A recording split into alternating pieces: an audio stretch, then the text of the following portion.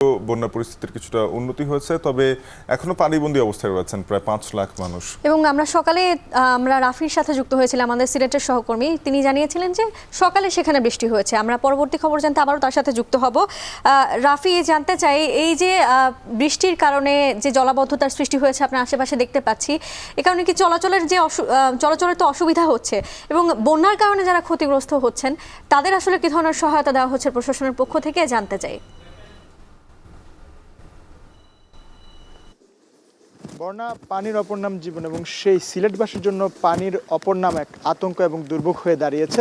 আপনি পেছনে দেখতে পাচ্ছেন যে আমি যে জায়গাটা দাঁড়িয়ে আছি 15 নম্বর ওয়ার্ড, যেখানে সোবানীঘাটের যতরপুর এলাকা এবং মৌবন এলাকা, এখানে প্রায় বছরের পর বছর পানি থাকে। এখানকার যারা বাসিন্দারা রয়েছেন, স্থানীয়রা রয়েছেন, তারা প্রায়শই অভিযোগ করেন যে আসলে অল্প বৃষ্টিতে কিংবা অতিবৃষ্টিতেই কিন্তু এই যে রাস্তাটা রয়েছে, সেই মৌবন হয়ে যে রাস্তাটা আছে, সেই রাস্তায় কিন্তু একরকম জলাবদ্ধতা সৃষ্টি হয়, এবং পাশেই কিন্তু পানি উন্নয়ন বোর্ড আছে। সামনে গেলেই দেখা যাচ্ছে যে পানি উন্নয়ন বোর্ড প্রায় তলিয়ে গেছে, এবং একই সাথে সাথে এই যে রাস্তাটা রয়েছে, সেই রাস্তার যারা স্থানীয়রা, আশেপাশে মানুষরা রয়েছেন, তারা একরকম চলাচলে ভালোই বিঘ্নতা ঘটছে, এবং তারা অভিযোগ করছেন যে আসলে বাসা থেকে অনেকে বের হতে পারছেন না, এবং অতিবৃষ্টি হলেই রাতের দিকে যে আশঙ্কা যে তৈরি হয় এবং তাদের মনে যে ভীতিটা তৈরি হয়, আসলে সেটা কিন্তু বাস্তবে রূপান্তর হয়। এবং প্রায়শই কিন্তু এই যে রাস্তাটা রয়েছে, এরকম রাস্তা যতরপুরের রাস্তার মতো প্রায় উপশহরের রাস্তা রয়েছে, মেহেন্দিবাগের রাস্তা রয়েছে, কয়েকটি রাস্তা আছে এরকম অতিবৃষ্টি হলেই কিন্তু একরকম প্লাবিত হয়ে যায় বা জলাবদ্ধতা সৃষ্টি হয়।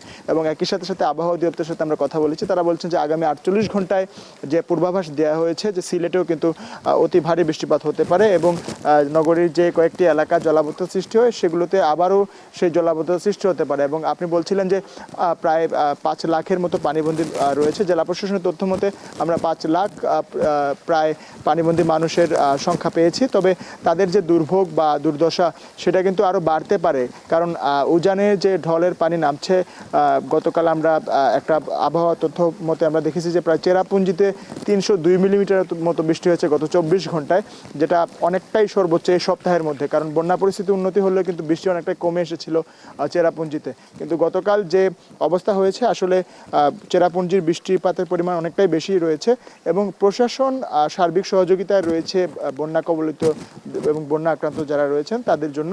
তবে এখন পর্যন্ত সংখ্যা কাটছে না, কারণ পানিবাহিত রোগ ছড়িয়ে পড়ছে এবং নানা দুর্ভোগে রয়েছে বন্যা আক্রান্তরা। তো সবশেষে বলা চলে যে সিলেটের মানুষ একরকম ভোগান্তিতেই রয়েছে বন্যার পরিস্থিতিতে, এবং অতিবৃষ্টি হলে আরও দুর্ভোগের পরিমাণটা বাড়তে পারে। তো এই ছিল আমার কাছে সিলেটের বন্যা পরিস্থিতির সর্বশেষ খবরাখবর। বর্ণা। শাফিন, আমরা দেখছিলাম আমাদের সাথে রাফি যুক্ত ছিলেন, এবং তিনি সিলেটের বন্যা পরিস্থিতি নিয়ে জানাচ্ছিলেন। এই বছর এই যে দক্ষিণ এশিয়া অঞ্চলে যেরকম তীব্র গরম দেখা গেছে, আবার বৃষ্টিও সেই অনুপাতে বেশি হচ্ছে। সেখানে আসামে